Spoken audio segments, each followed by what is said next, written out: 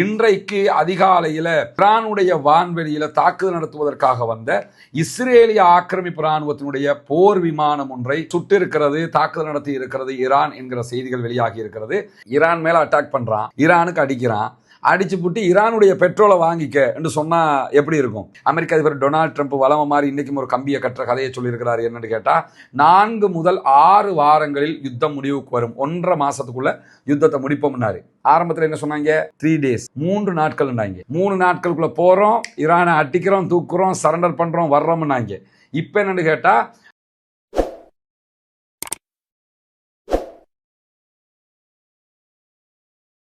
அன்பிற்கினிய சகோதர சகோதரிகளை நம் அனைவர் மீதும் ஏக இறைவனுடைய அமைதியும் கருணையும் உண்டாகட்டுமாக என்கிற உயரிய பிரார்த்தனைகளோடு 2 ஆண்டுகளுக்கு மேலாக காசா மீதான இஸ்ரேலிய ஆக்கிரமிப்பு இராணுவத்தினுடைய யுத்தம் உச்சமாக தொடர்ந்த நிலையில அந்த யுத்தம் தற்போது ஒரு யுத்த நிறுத்தமாக மாற்றப்பட்டு இன்றோடு 162வது நாட்களை நாம் தாண்டி கொண்டிருக்கிறோம். இந்த சந்தர்ப்பத்திலே மத்திய கிழக்கிலே குறிப்பாக ஈரானை இலக்கு வைத்து அமெரிக்க இஸ்ரேலிய தாக்குதல்கள் உச்சமாக தொடர்ந்து கொண்டிருக்கக்கூடிய சூழல்ல ஈரானும் அதற்கு பதிலடியாக உலகமே ஸ்தம்பிக்கிற விதமாக ஹொர்முஸ் நீர்நிலையை மூடியிருக்கிறது. இஸ்ரேல் மேல பலகட்ட தாக்குதல்களை நடத்துகிறது. அமெரிக்காவினுடைய மத்திய கிழக்கில் இருக்கக்கூடிய தளங்கள் மீதான தாக்குதல்களை எல்லாம் நடத்தி கொண்டிருக்கிறது.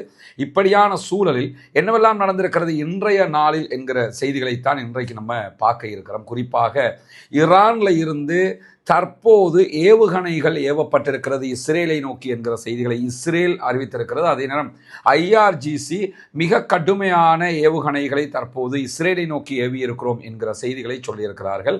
தொடர்ந்து இஸ்ரேலுடைய டெல் அவீவ் உள்ளிட்ட பல நகரங்களை நோக்கி ஈரான் மிக கடுமையான தாக்குதல்களை நடத்தி வருகிறது. ஈரானுடைய தாக்குதல்களை எதிர்கொள்ள முடியாமல் அமெரிக்க இஸ்ரேலிய நாடுகள் அவர்களுடைய இராணுவங்கள் தவிக்கக்கூடிய செய்திகளை நம்ம தொடர்ந்து பார்த்து வர்றோம். மிக கடுமையான தாக்குதல்களை ஈரான் பதிலடியாக கொடுத்து கொண்டிருக்கக்கூடிய சூழல்ல ஈரானுடைய புரட்சிகர காவலர் பிரிவு IRGC வெளியிட்டிருக்கக்கூடிய அறிவிப்புல என்ன சொல்றாங்கன்னு கேட்டா, அமெரிக்காவினுடைய கடற்படையை நாங்கள் எதிர்பார்த்து காத்திருக்கிறோம், அமெரிக்கா எங்களுக்கு எதிராக கடற்படை அனுப்ப போறோம், அழிக்க போறோம் என்றெல்லாம் சொன்னாங்க. ஆனா இன்னும் அவங்க ஹொர்முஸுக்குள்ள எங்க எல்லைக்குள்ள வரவே இல்லை. அவர்கள் எங்கள் எல்லையை தாண்டித்தான் நிற்கிறார்களே தவிர ஓமான் கடற்பரப்புக்கு கூட அவங்க இன்னும் வரல. எனவே எங்களுடைய கடற்படையை அழிச்சிட்டோம், எங்களை மொத்தமாக இல்லாமலாக்கிட்டோம்லாம் ட்ரம்ப் சொல்றாரு. அவர்களுடைய போர்க்கப்பல் ஓமான் வளைகுடாவை கூட நெருங்கலை, செங்கடலை நோக்கி கூட வர்றதுக்காக அவர் உத்தரவிடலை. அப்படி இருக்கும்போது எங்களை அழிச்சதாக அவர் எப்படி சொல்றாரு அப்படின்னு கேட்குறாங்க. நீங்கள் எங்களை அழிச்சதுன்னு சொன்னால் குறைஞ்சது நீங்கள் ஓமான் வளைகுடாவுக்குள்ளேயாவது வந்திருக்கணும். ஓமான் வளைகுடாவுக்கு அடுத்த ஹார்முஸ் தான் இருக்கிறது, அந்த எல்லைக்குள்ளேயாவது நீங்கள் வந்திருக்கணும். அந்த எல்லைக்குள்ளே கூட நீங்கள் வரலை. அதே நேரத்தில் செங்கடல் பக்கமாகவாவது உங்கள் கப்பலை அனுப்பியிருக்கணும், அங்கேயும் நீங்கள் அனுப்பலை. இந்த 2 இடத்துக்கும் கப்பலையே அனுப்பாமல் எங்களுடைய கடற்படையை அழித்து விட்டோம் என்று சொல்வது நியாயமானு கேட்கிறாங்க. ஆரம்பத்தில் ஈரானுடைய 36 கப்பல்களை மொத்தமாக அழித்து விட்டோம் என்று சொல்லி இருந்த டொனால்ட் ட்ரம்ப் மீண்டும் பேசுகிற நேரத்தில் இல்ல 30 கப்பல்களை அழிச்சிருக்கிறோம் என்று சொன்னாரு. அப்ப 6 கப்பல் திருப்பி வந்துருச்சாங்கிற கேள்வியெல்லாம் நம்ம ஏற்கனவே கேட்டிருக்கிறோம். எனவே டொனால்ட் ட்ரம்ப் இப்ப என்ன பண்ணணும்ன்றே தெரியாம பைத்தியம் முத்தி பிடிச்சி தெரிஞ்சுக்கிட்டு இருக்கிறாருங்கிறது மட்டும் நிச்சயமாக தெரிகிறது.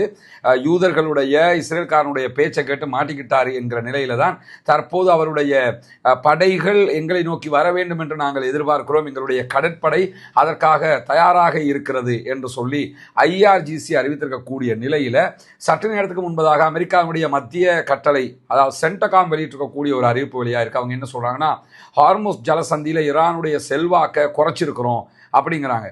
என்ன ஆரம்பத்தில் என்ன சொன்னாங்கன்னா, ஈரானுடைய கடற்படையை அழிச்சிட்டோம், ஈரானுடைய 80% ஏவுகணை பலத்தை எல்லாம் நாங்கள் அழிச்சிட்டோம் அப்படின்னாங்க.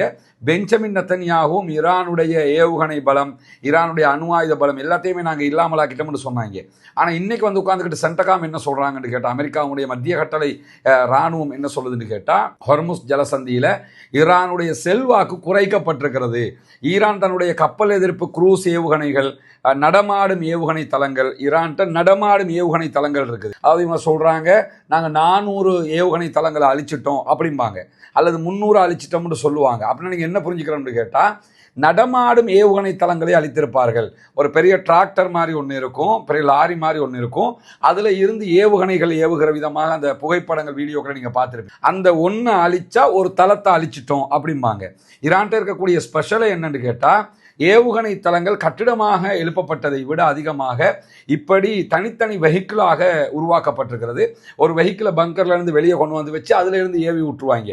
இந்த மாதிரி ஏவுகிற தளங்களைத்தான் அழித்திருக்கிறோம் என்று இவர்கள் சொல்லிக் கொண்டிருக்கிறார்கள். இவங்க சொல்ற மாதிரி 400-500 அழிச்சிருந்தால் கூட அது ஈரானுக்கு எந்த பாதிப்பையும் ஏற்படுத்தாது. காரணம் என்னன்னா 400 ஏவுகணை அழிச்சிருக்கிறாங்க அர்த்தம், அவ்வளவுதான். தவிர 400 ஏவுகணை ஏவும் தளம் என்று சொல்லி இந்த உலக நாடுகளில் ஏவுகணை ஏவும் தளம் இருக்கும்ல, அந்த மாதிரி நினைச்சிடக்கூடாது. ஈரான் எல்லாத்தையுமே சீப் அண்ட் பெஸ்டாக சிம்பிளாக எல்லாத்தையுமே செஞ்சிருக்கிறாங்க. அதனாலதான் அவர்களுடைய வெற்றியை நோக்கி அவர்களால் நகர முடியக்கூடிய சூழல்ல இந்த ஹொர்முஸ் நிலப்பரப்பில் நீர்ப்பரப்பில் இருக்கக்கூடிய ஈரானுடைய குரூஸ் ஏவுகணைகள், நடமாடும் ஏவுகணை தளங்கள், அதே மாதிரி ஏவுகணைகளை சேமித்து வைக்கக்கூடிய அந்த சேமிப்பகங்கள், இந்த மாதிரி பகுதிகள், நிலத்தடிக்கு கீழே இருக்கக்கூடிய ஈரானுடைய பங்கர்கள் என்று சொல்லி இந்த பகுதிகள் மீதெல்லாம் இதுவரைக்கும் அவர்கள் 5000 பவுண்டு, அதாவது 2270 கிலோ பெறுமதியான பல பங்கர் பஸ்டர் பாம்புகளை நாங்கள் போட்டு இந்த ஹொர்முஸ் ஜலசந்தியை அச்சுறுத்தக்கூடிய ஈரானுடைய பலத்தை குறைச்சிருக்கிறோம்ங்கிறாங்க. இப்போ நீங்கள் குறைச்சிருக்கிறீங்களா இல்லையாங்கிறத நீங்கள் முதல்ல முடிவெடுக்கணும். என்ன காரணம்னா, அதிபர் சொல்கிறாரு நாங்கள் மொத்தமாக அழிச்சிட்டோம்ங்கிறாரு, கடற்படையை இல்லாமல் ஆக்கிட்டோம்ங்கிறாரு. இவங்க சொன்ன விதத்தில் பார்த்தா இப்போ ஈரானில் ஒரு யுத்தமே நடக்கக்கூடாது, ஈரான் டோட்டல் சரண்டர் ஆகியிருக்கணும். எனவே கம்பி கட்டிக்கிட்டே இருக்கிறாங்கிறத புரிஞ்சுக்கிறங்க. கரெக்டான செய்திகள் ஈரான் தருகிற வரைக்கும் இவர்கள் சொல்வது பொய் என்பதைத்தான் நாம் புரிந்து கொள்ள வேண்டும். ஏன்னா இவங்களால ஜெயிக்க முடியாமல் இருக்கிறதுனால எதை சொல்லணும்னு தெரியாமல் எதையோ உலர்த்தி கொட்டி கொண்டிருக்கிறாங்கிறத மட்டும் நம்ம புரிய முடிகிறோம். அதே நேரத்தில் இன்றைய தினம் ஈரானுடைய நட்டான்ஸ் மீது தாக்குதல்கள் நடத்தப்பட்டிருக்கிறது. நட்டான்ஸுங்கிறது ஈரானுடைய மிக பாரிய ஒரு யுரேனியம் செறிவூட்டக்கூடிய சென்டராக இருக்கிறது, அணு தயாரிப்பதற்குரிய சென்டராக இருக்கிறது. அந்த சென்டர் மேலே இன்றைக்கு அமெரிக்க இஸ்ரேலிய ஆக்கிரமிப்பு இராணுவம் தாக்குதல்களை நடத்தி இருக்கிறது.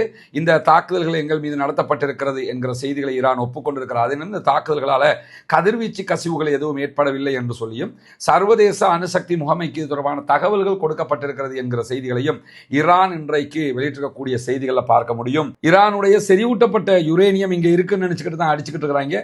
உண்மையிலே அங்கே இருக்குதா இல்லையாங்கிறது அல்லாஹு ஆலம் ஈரானுக்கு மாத்திரம்தான் தெரிந்திருக்கக்கூடிய விஷயமாக இருக்கிறது. ஏன்னா வேறு யாருக்கும் இதுவரைக்கும் தெரிஞ்சிருந்தா அந்த இடங்களை இந்த அளவுக்கு தாக்கியிருக்க மாட்டாங்க, இதை விட அகோரமாக தாக்கியிருப்பார்கள். செறிவூட்டப்பட்ட யுரேனியத்தை ஈரான் எங்கு வைத்திருக்கிறது என்பதை பொறுத்தவரையில் ஈரானுடைய அப்பாஸ் அராக்சி என்ன சொல்றாருன்னா, ஃபாரின் மினிஸ்டர் என்ன சொல்றாருன்னு கேட்டா, நாங்க இஸ்பான்லையும் நட்டான்ஸ்லையும் கீழே தான் வச்சிருக்கோம், நீங்க தான் குண்டு போட்டியல்ல அப்படிங்கிறாரு.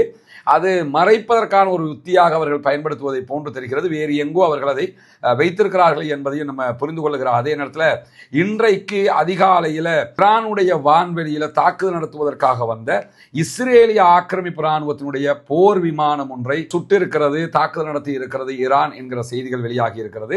இந்த தாக்குதல் சம்பவம் நமக்கு தெரியும். ஏற்கனவே அமெரிக்காவுடைய F-35 அடிச்சிட்டாங்க. அடுத்ததாக இன்னைக்கு இஸ்ரேலுடைய தாக்குதல் விமானத்து மேல தாக்குதல் நடத்தி இருக்கிறாங்க. நாங்கள் ரேடாருக்கு சிக்க மாட்டோம், நாங்களாம் ரொம்ப புத்திசாலிகள், எங்கள் ஆயுதம் தான் உலகத்திலே பவர்ஃபுல்லானதுன்னாங்க. எல்லாத்தையுமே வச்சு செஞ்சுக்கிட்டு இருக்கிறாங்கிறது மட்டும் நல்லா நமக்கு பார்க்க முடிகிறது, தெரிய முடிகிறது. அதே நேரத்தில் ஈரானுடைய வான்பரப்பில் இந்த யுத்த விமானங்கள் எதிர்ப்புக்குள்ளானது, தாக்குதலுக்குள்ளானது இஸ்ரேலிய ஆக்கிரமிப்பு இராணுவமும் ஒப்புக்கொண்டிருக்கக்கூடிய செய்திகளில் இதுவரைக்கும் 200க்கும் மேற்பட்ட வான்வழி தாக்குதல் விமானங்கள், அதே போன்று ட்ரோன்கள், குரூஸ் ஏவுகணைகள் என்று 200க்கும் மேற்பட்ட இது போன்ற வான்வழி ஆயுதங்களை நாங்கள் அளித்திருக்கிறோம் என்கிறது IRGC, இஸ்ரேலுடைய அமெரிக்காவினுடைய வான்வழி ஆயுதங்கள் அளிக்கப்பட்டிருக்கிறது என்கிற செய்திகளும் இன்றைக்கு வெளியாகி இருக்கிற. அதே நேரம் இன்னைக்கு ஈரானுடைய ஹேக் பண்ணக்கூடிய ஒரு குழு இருக்கிறாங்க, ஹம்தலா என்று சொல்லுவாங்க. அதுக்கு இவங்க ஈரானுடைய ஹேக்கர் குழு வெளிநாடுகளில் இருக்கக்கூடிய இந்த மொசாது செய்கிற வேலையை விட அபரிமிதமான வேலைகளை இவங்க பண்ணுவாங்க. வெளிநாடுகளில் இருக்கக்கூடியவங்களுடைய இமெயிலை ஹேக் பண்ணுவாங்க, அவங்களுடைய வெப்சைட்டை ஹேக் பண்ணுவாங்க, அவங்களுடைய தரவுகளை பெற்றுக்கொள்வார்கள். இப்படி இன்றைக்கு ஈரானுடைய ஹேக்கர்ஸ் குழுவாக இருக்கக்கூடிய ஹம்தலா வெளியிட்டிருக்கக்கூடிய அறிவிப்பில் இஸ்ரேலுடைய மூத்த ஜெனரலாக செயல்பட்ட ஈரான் தொடர்பான பல தாக்குதல்களுக்கு அடிப்படையாக இருந்த பிரிகேடியர் ஜெனரல் எரான் ஓட்ரலினுடைய இமெயிலை மொத்தமாக நாங்கள் ஹேக் பண்ணியிருக்கிறோம். அதில் கிட்டத்தட்ட 1 லட்சம் ரகசிய மின்னஞ்சல்களை பெற்றுக்கொண்டிருக்கிறோம் என்று அறிவித்திருக்கிறது. ஈரான் மேலே, காசா மேலே, அப்பாவி மக்கள் வாழக்கூடிய நாடுகள் மேலே எல்லாம் இஸ்ரேல் நடத்திய தாக்குதல்களுக்கான திட்டமிடல்கள் இதிலே இருக்கிறது, எதிர்கால திட்டங்களும் இதிலே இருக்கிறது. இப்படி பல ரகசியங்களை நாங்கள் அதில் இருந்து பெற்றுக்கொண்டிருக்கிறோம் என்று சொல்லி இஸ்ரேலுடைய மிகப்பெரிய ஒரு ஜெனரலுடைய இமெயிலையே ஹேக் பண்ணிட்டோம் என்று சொல்லி இன்றைக்கு ஈரானுடைய ஹேக்கர்ஸ் குழுவாக இருக்கக்கூடிய ஹம்தலா வெளியிட்டிருக்க வெளியிட்டிருக்கக்கூடிய செய்திகளை நம்ம பார்க்க முடிகிறோம். அதே நேரத்தில் நம்ம ஏற்கனவே ஒரு வீடியோ போட்டிருந்தோம். டியாகோ கார்சியா மேலே இன்றைக்கு ஈரான் தாக்குதல் நடத்தி இருக்கிறது. டியாகோ கார்சியாங்கிறது ஈரானிலிருந்து 4000 கிலோமீட்டர் தொலைவில் இருக்கக்கூடிய அமெரிக்க பிரித்தானிய இராணுவ தளமாக இருக்கிறது. அந்த தளத்தில் மேலெல்லாம் ஈரான் தாக்குதல் நடத்த வாய்ப்பு இல்லை என்று சொல்லித்தான் நினச்சிக்கிட்டு இருந்தாங்க. ஏன்னா ஈரான் இடத்துல 2000 கிலோமீட்டர் வரைக்கும் சென்று தாக்குகிற ஏவுகணைகள் தான் இருக்குது. அதனால தான் இஸ்ரேலுக்கு அவங்க தாக்கிக்கிட்டு இருக்கிறாங்க. இஸ்ரேலை தாக்குறது தான் அவங்களுடைய நோக்கம்னு நினச்சிக்கிட்டு இருந்த நேரத்தில் தான் டியாகோ கார்சியாங்கிறது ஈரான்லேருந்து 4000 கிலோமீட்டர், இலங்கைக்கெல்லாம் கீழே இருக்கும் அந்த தீவு, 4000 கிலோமீட்டர் தொலைவில் இருக்கக்கூடிய தீவு. அந்த தீவில் இருக்கக்கூடிய அமெரிக்காவினுடைய அதே போன்று பிரித்தானியாவுடைய தளங்கள் மீது இன்றைக்கு தாக்குதல் நடத்தி இருக்கிறாங்க. எனவே ஈரானிடத்தில் யாருக்கும் தெரியாத பல நீண்ட தூர ஏவுகணைகள் இருக்கிறது என்பது அறியப்பட்டிருக்கிறது. அதே நேரத்தில் அந்த ஏவுகணை தூரத்தை வச்சு பார்க்கும்போது அவங்க லண்டன் மேலே, பிரித்தானியா மேலேயே தாக்குதல் நடத்த முடியும். ஏன்னா டியாகோ கார்சியா மேலே தாக்குதல் நடத்த முடியும்னா அதே அளவுக்கு அவங்க லண்டன் மேலே தாக்குதல் நடத்த முடியும். அதே நேரத்தில் ஆய்வாளர்களுடைய கருத்துக்கள் பிரகாரம், இன்றைக்கு அல் ஜசீரா ஒளிபரப்பக்கூடிய செய்திகள் பிரகாரம், ஈரானிடத்தில் கண்டம் விட்டு கண்டம் பாய்கிற ஏவுகணைகள் இருப்பதற்கான வாய்ப்பு இருக்கிறது. 10,000 கிலோமீட்டருக்கும் அதிகமாக செல்லக்கூடிய ஏவுகணைகள் இருப்பதாகவும் சந்தேகிக்கப்படுகிறது. அப்படி ஒரு ஏவுகணை இருக்கும் என்றால் அவர்கள் அமெரிக்காவையே தாக்குவாங்க. அமெரிக்காவுடைய தளங்களை இங்கே தாக்கிக்கிட்டு இருக்கிறத விட டைரக்டாக அமெரிக்காவையே தாக்குகிற அளவுக்கு அவர்களிடத்தில் ஆயுதங்கள் இருப்பதற்கான வாய்ப்புகள் இருக்கிறது என்கிற அச்சமும் இன்றைக்கு வெளியிடப்பட்டிருக்கக்கூடிய சூழல்ல இன்னைக்கு அமெரிக்கா, நம்ம ஏற்கனவே நேற்றைய வீடியோவில் சொல்லியிருந்தோம், ஈரான் மேல அட்டாக் பண்றான், ஈரானுக்கு அடிக்கிறான், அடிச்சு புட்டு ஈரானுடைய பெட்ரோலை வாங்கிக்க என்று சொன்னா எப்படி இருக்கும்? ஒன்ன நான் அழிக்க போறேன், உன் நாடு இருக்கக்கூடாது, உங்களெல்லாம் எங்களுக்கு பிடிக்கல அப்படின்னு சொல்லிட்டு யுத்தம் பண்ணுறது. ஆனால் அவன் நாட்டில் எல்லாரும் பெட்ரோல் வாங்கிக்கிறேங்கிறாங்க. ஏன்னா அந்த ஹொர்முஸை மூடி வச்சிருக்கிறதுனால, உலகம் முழுவதும் பெட்ரோல் தட்டுப்பாடு இருக்கிறதுனால இன்னைக்கு அமெரிக்க அதிபர் டொனால்ட் ட்ரம்ப், ஏன்னா ஏற்கனவே $60 இருந்த பெட்ரோலுடைய ஒரு பேரல் இப்பொழுது $120 உயர்ந்து இருக்கிறது. இவ்வளவு உச்சகட்டத்துக்கு பெட்ரோல் விலை ஏறும்போது அமெரிக்காவாலையும் தாக்கு பிடிக்க முடியலை. அமெரிக்கா செஞ்ச இந்த வேலையால் உலக நாடுகள் யாருக்குமே தாக்கு பிடிக்க முடியலை. அதனால என்ன பண்ணுறாங்கன்னு கேட்டால், ஈரான் மீதான ஏற்றுமதி தடைகளை விதித்திருந்தது அமெரிக்கா, அந்த தடைகளை எல்லாம் நாங்கள் நீக்குகிறோம் அப்படின்னு சொல்லி 1 மாதத்துக்கு நீக்குறோம் என்று சொல்லி அறிவிச்சிருக்கிறாங்க. 1 மாத காலத்தில் ஈரானுடைய கடல்ல இருக்கக்கூடிய பெட்ரோல் இருக்கிறதா இல்லையா, ஏற்றிக்கொண்டு போகிற டேங்கர், ஈரானுடைய கப்பல்கள், அந்த டேங்கர்களில் இருக்கக்கூடிய பெட்ரோலை, எண்ணெய் வளத்தை யாருன்னாலும் அவர்களோட பேசி வாங்கிக்கலாம், அதுக்கு எந்த தடையும் கிடையாது என்று சொல்லி இன்றைக்கு அமெரிக்காவினுடைய மத்திய கட்டளை வெளியிட்டிருக்கக்கூடிய அறிவிப்பில் சொல்லியிருக்கிறது மட்டுமல்லாமல், ஈரானுடைய தற்போது கடல்ல இருக்கக்கூடிய கப்பல்களை ஏற்றி அனுப்பிக்கிட்டு இருக்கிறாங்கல்ல, அந்த பெட்ரோலிய எண்ணெய் வளம் மட்டுமே 170 மில்லியன் பீப்பாய்கள் இருக்கிறது என்று நம்பப்படுகிறது. 170 மில்லியன் பீப்பாய்கள்னா எவ்வளவுன்னு நினச்சிக்கிறங்க. அவ்வளவு எண்ணெய் பீப்பாய்கள் கடல்ல இருக்கிறது ஈரானுடைய. அவைகள் நீங்கள் விலை பேசி யாருனாலும் வாங்கிக்கலாம், அதுக்கு நாங்கள் தடையை நீக்கிறோம் இருக்காங்கன்னா வேற வழி இல்லை. அந்த தடையாவது நீக்கினா தான் தற்போது இந்த பெட்ரோல் தட்டுப்பாட்டை ஓரளவுக்கு சரி செய்ய முடியும் என்கிறது நாங்கள் பார்க்க முடியும். என்று கேட்டால், ஒரு நாளைக்கு ஹொர்முஸ் வழியாக 20 மில்லியன் பீப்பாய்கள் பெட்ரோல் பெர் டே போய்கொண்டிருந்தது, எண்ணெய் உற்பத்தி பொருட்கள் போய்கொண்டிருந்தது. இப்பொழுது 0% அது மாறி இருக்கிறது. அதுவல்லாமல் துபாயில் இருக்கக்கூடிய ரிஃபைனரி சென்டருங்கிறது ஒரு பெரிய சேமிப்பு கிடங்காக அது வைக்கப்பட்டிருந்தது. அதிலிருந்து குழாய் வழியாக ஒரு நாளைக்கு 4.5 மில்லியன் பேரல்கள் அளவுக்கு போக முடியும் என்ற நிலையில் அதையும் அனுப்ப முடியாத அளவுக்கு தாக்குதல் நடத்திக்கிட்டு இருக்கிறாங்க ஈரான். இதை தாண்டி சவுதியுடைய யான்பு துறைமுகம் வழியாக பெட்ரோல் உற்பத்தி பொருட்களை அனுப்ப முடியும். அப்படி அனுப்பினால் கூட அவங்க செங்கடலை தாண்ட வேண்டி இருக்குங்கிறதுனால அதையும் செய்ய முடியாது. ஈரான் அதையும் பிளாக் பண்ணி வச்சுக்கிட்டு இருக்கிறதுனால எல்லா பக்கமும் சுற்றி சுற்றி அணையை கட்டி வச்சிருக்கிறான். எதுவும் பண்ண முடியாதுங்கிறதுனால தான் ஈரானுடைய இந்த பெட்ரோலை வாங்கிக்கிறங்க என்கிற கேவலமான ஒரு முடிவுக்கு தற்போது பணிந்து வந்திருக்கிறது அமெரிக்காங்கிறதை நம்ம பார்க்கிறோம். அதே நேரத்தில் அமெரிக்க அதிபர் டொனால்ட் ட்ரம்ப் வளம மாதிரி இன்றைக்கும் ஒரு கம்பியை கட்டுற கதையை சொல்லியிருக்கிறார். என்னன்னு கேட்டால், 4 முதல் 6 வாரங்களில் யுத்தம் முடிவுக்கு வரும், 1.5 மாசத்துக்குள்ள யுத்தத்தை முடிப்போம்னாரு. ஆரம்பத்தில் என்ன சொன்னாங்க? 3 days, 3 நாட்கள்னாங்க. 3 நாட்களுக்குள்ள போறோம், ஈரானை அட்டிக்கிறோம், தூக்குறோம், சரண்டர் பண்றோம், வர்றோம்னாங்க. இப்போ என்னன்னு கேட்டால், ஆல்ரெடி யுத்தம் 20 நாளை தாண்டி போய்கிட்டு இருக்குது. இப்போ அவர் என்ன சொல்றாருன்னா, இன்னும் 6 வாரங்கள், கிட்டத்தட்ட 1.5 மாசத்துக்கு போயிடும், 1.5 மாசம் வரைக்கும் யுத்தம் பண்ணுவோம், 1.5 மாசத்துக்கு பிறகு சொல்லுவார் இன்னொரு 6 மாசம் அப்படிம்பாரு. இப்போ என்னன்னு கேட்டால் முடியல, ஒன்றும் இப்போ தோல்வி அடைஞ்சாச்சு, தோல்வியை ஒத்துக்கொண்டு ரிட்டர்ன் போக முடியலை, எப்படியாவது வெல்றதுக்கு ஒரு வாய்ப்பு கிடைக்காதான்னு சொல்லி அங்கே அடிச்சிட்டோம் இங்கே அடிச்சிட்டோம்னு கதையாக சொல்லிக்கிட்டு இருக்கிறாங்களே தவிர, ஏன்னா டெய்லி ட்வீட் போட்டுக்கிட்டு இருக்கிறாரு, டெய்லி சோசியல் மீடியாவில் ஃபுல் பிஸி தலைவர். அவ்வளவு எழுதிக்கிட்டு இருக்கிறாரு அமெரிக்க அதிபர் டொனால்ட் ட்ரம்ப்ங்கிறத பார்க்க முடியும். கமெண்ட் அடிக்கிறது தான் தலைவனுக்கு வேலையாக போயிடுச்சு. அந்த அளவுக்கு லட்சணம் மாறி போயிருக்கக்கூடிய சூழல்ல ஒரு 6 வாரங்களில் யுத்தத்தை நாங்கள் முடிப்போம், ஈரானுடைய இராணுவத்தை முடக்கிறதுலையும் அணு ஆயுதத்தை தயாரிக்கிற ஈரானுடைய திறனை பாதிப்பை உண்டாக்குவதிலையும் அமெரிக்கா கணிசமான முன்னேற்றத்தை கண்டிருக்கிறது. எப்படி சொல்லியிருக்காங்கன்னா, ஜெயிச்சிட்டோம் என்று சொன்னதை தாண்டி இப்ப ஜெயிச்சிட்டோம் என்று சொன்னாங்க, இப்ப கொஞ்சம் முன்னேறி இருக்கிறோம் அப்படிங்கிறாங்க. ஏன்டா இந்த பொழப்புன்னு கேட்குற அளவுக்கு நிலைமை மாறி போயிருக்கிறத நாங்கள் பார்க்க முடியும். என்னன்னா, காசா அப்பாவிகள் மேலே அவ்வளவு அநியாயத்தை செஞ்சு அவ்வளவு குண்டுகளை போட்டு எவ்வளவு பாடுபடுத்தினாங்கிறதெல்லாம் நமக்கு தெரியும். அவர்கள் கேட்ட பிரார்த்தனைகள் எதுவும் வீண் போகாது, நம்ம கேட்ட பிரார்த்தனைகள் எதுவும் வீண் போகாது. அல்லாஹ் தஆலா அதை வீணடிக்க மாட்டான்.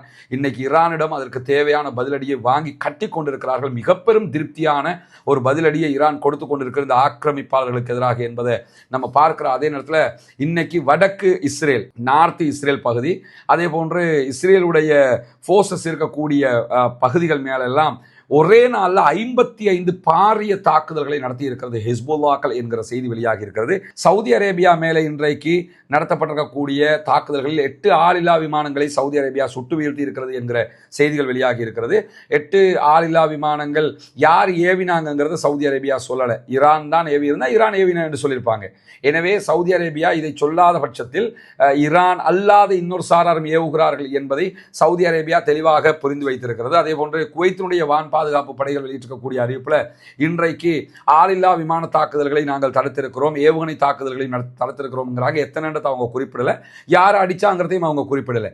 ஏன்னா இன்னைக்கு சவுதி மேலையும் குவைத்து மேலையும் ஈரான் தாக்குதல் நடத்தியதாக எங்கேயுமே அறிவிக்கலை. எனவே மூன்றாம் தரப்பாக அமெரிக்க இஸ்ரேலுடைய கள்ள கூட்டணி ஈரானுடைய பெயரை பயன்படுத்தி அரபு நாடுகள் மேலே அட்டாக் பண்ணுறானுங்கிறதுக்கு இது ஒரு சான்றாக இருக்கிற அதே நேரத்தில் 3 பாலிஸ்டிக் ஏவுகணைகள் மற்றும் 8 ட்ரோன்களை ஐக்கிய அரபு அமீரகத்தில் நாங்கள் இடைமறிச்சிருக்கிறோம் அப்படின்னு சொல்கிறாங்க. இன்றைக்கும் யுஏஇ மேலே ஈரான் தாக்குதல் நடத்தலைங்கிறது தெளிவான ஒன்று.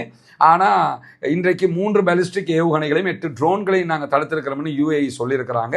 ஈரான் தாக்கினா நாங்கள் தாக்கினோம். ஈரான் இன்றைக்கு எச்சரிக்கை தான் விடுத்திருக்கிறாங்க, ராசல் ஹைமா பகுதிகள் எல்லாம் கடுமையான தாக்குதல்களை நாங்கள் நடத்துவோம். ஏன்னா ஹொர்முஸ் நீர்நிலை மேலே தாக்குதல் நடத்துவதற்கு யுஏஇ தன்னுடைய பேஸை கொடுத்துக்கிட்டு இருக்கிறாங்க. அப்படி கொடுத்தீங்கன்னா நாங்கள் ராசல் ஹைமா மேலே தாக்குதல் நடத்த வேண்டி வரும். எனவே நீங்கள் உங்களுடைய பேஸை கொடுக்கக்கூடாது, எங்கள் மேலே அட்டாக் பண்ணுறதுக்கு கொடுத்துட்டீங்கன்னா நாங்கள் உங்களை நோக்கி தாக்குதல் நடத்துவோம்னு சொல்லி இன்றைக்கு எச்சரிக்கை தான் ஈரான் விடுத்திருக்கே தவிர எந்த விதமான தாக்குதல்களும் யுஏஇ மேலே நடத்தவில்லை. எனவே யுஏஇ, குவைத்து, அதே போன்று பஹ்ரைன், அதே நேரத்தில் சவுதி அரேபியா, இந்த 4 நாடுகள் மேலே இன்னைக்கு மொசாது உள்ளிட்ட அவர்களுடைய குரூப் தான் தாக்குதல் நடத்தி இருக்கிறது. இஸ்ரேல் அமெரிக்காவினுடைய குரூப் தான் தாக்குதல் நடத்தி இருக்கிறது என்பது திட்டத்தெளிவான ஒரு விஷயமாக மாறி இருக்கக்கூடிய சூழல்ல சவுதி அரேபியா இன்றைக்கு சிரியா மீதான இஸ்ரேலுடைய தாக்குதல்களை கண்டித்திருக்கிறார்கள். நம்ம ஏற்கனவே சொல்லிட்டோம். லெபனான் மீதான இஸ்ரேலுடைய தாக்குதல்களை கண்டிச்சிருக்கிறாங்க நேற்றைய தினம், அதை நம்ம சொல்லியிருந்தோம். லெபனான் மேலே தாக்குதல் நடத்துவதை கண்டிக்கிறார்கள், சிரியா மேலே தாக்குதல் நடத்துவதை கண்டிக்கிறார்கள், ஏன் ஈரான் மேலே தாக்குதல் நடத்துவதை கண்டிக்க முடியவில்லை? அதையும் கண்டிக்கணுமா இல்லையா? ஈரானில் இதுவரைக்கும் 2000க்கு உட்பட்ட அப்பாவிகள் கொல்லப்பட்டிருக்கிறார்கள். அங்கே 200க்கும் மேற்பட்ட குழந்தைகள் கொல்லப்பட்டிருக்கு. அவங்களாம் உசுர் இல்லையா? ஒரு நிதானமான சிந்தனை இதை பார்க்கக்கூடிய அத்தனை பேருக்கும் வர வேண்டும். உலகத்தில் நம்முடைய 100% எதிரியாக இருந்தாலும் சரி, அவனை கொள்வதற்கு யாருக்கும் அதிகாரம் இல்லை. குறிப்பாக ஈரானுடைய மக்கள் இன்றைக்கு நவ்ரூஸ் என்கிற அவர்களுடைய ஒரு விழாவை கொண்டாடுறாங்க. அவருடைய நேஷனல் ஒரு ஃபங்க்ஷன் ஒன்று. அது பாரசீகர்கள் கொண்டாடக்கூடிய ஒரு விழா, இஸ்லாத்துக்கு சம்மந்தப்பட்டது அல்லது பாரசீகர்கள் கொண்டாடக்கூடிய ஒரு விழா. அந்த விழாவை ஈரானிய மக்கள் கொண்டாடி கொண்டிருக்கக்கூடிய சூழலில் அவங்களுக்கு வாழ்த்து தெரிவித்திருக்கக்கூடிய விளாதிமிர் புட்டின் அவங்க என்ன சொல்கிறாங்கன்னா, மாஸ்கோ, அதாவது ரஷ்யாங்கிறது தெஹரானுடைய ஈரானுடைய விசுவாசமான நண்பனாகவும் அதே நேரத்தில் கூட்டாளியாகவும் எப்போதும் நாங்கள் தொடர்ந்துகிட்டு இருக்கிறோம். ஈரானிய மக்கள் கடுமையான சோதனைகளை கண்ணியத்தோடு கடந்து வர வேண்டும் என்று சொல்லி விளாதிமிர் புட்டின் வாழ்த்தி இருக்கிறதோடு இந்த இக்கட்டான காலகட்டத்தில் ரஷ்யா ஈரானோடு விசுவாசமான நண்பனாகவும் கூட்டாளியாகவும் தொடரும். எனவே என்ன நடந்தால் நாங்கள் உங்களோட இருப்போம். அமெரிக்காவுடைய இந்த தாக்குதல்கள் ஒட்டுமொத்த மத்திய கிழக்கையும் படுகொலியில் தள்ளி ஒரு உலகளாவிய எரிசக்தி நெருக்கடியை தூண்டிவிடுகிறது.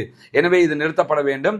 ஈரானுடைய உச்ச தலைவர் ஆயத்துல்லா அலி ஹாமனியை படுகொலை செய்தது என்பது வஞ்சகமான கொலை என்றெல்லாம் கடுமையாக கண்டித்து நாங்கள் எப்பயும் உங்களோட இருப்போம் என்று சொல்லி அறிவிச்சிருக்கிறாரு விளாதிமிர் புட்டின் என்கிற செய்திகளை நம்ம பார்க்க முடிகிற அதே நேரத்தில் தொடர்ந்தும் இணைந்திருங்கள். மத்திய கிழக்கில் என்ன நடக்கிறது என்கிற செய்திகளை நாம் தொடர்ந்து சொல்லிக் கொண்டிருக்கிறோம். தொடர்ந்தும் இந்த நிமிஷம் வரைக்கும் ஈரானுடைய கை ஓங்கி இருக்கிறது என்பதை நாம் அவதானிக்க முடிகிறது. ஈரான் வெற்றியை நோக்கி போய்கொண்டே இருக்கிறது. அமெரிக்கா பின்னடைவை சந்தித்துக் கொண்டே இருக்கிறது. ஆக்கிரமிப்பாளர்கள் ஓய வேண்டும், ஆக்கிரமிப்புகள் நிறுத்தப்பட வேண்டும், அப்பாவிகள் மீதான தாக்குதல்கள் நிறுத்தப்பட வேண்டும், முழு உலகம் அமைதி பெற வேண்டும், மத்திய கிழக்கு அமைதி பெற வேண்டும் என்கிற பிரார்த்தனைகளோடு ஆக்கிரமிப்பாளர்களுக்கு தொடர்ந்தும் ஜனநாயக ரீதியாக குரல் போமாக வாகிறது. அவ்வானா அல்ஹம்துலில்லாஹி ரப்பில் ஆலமீன்.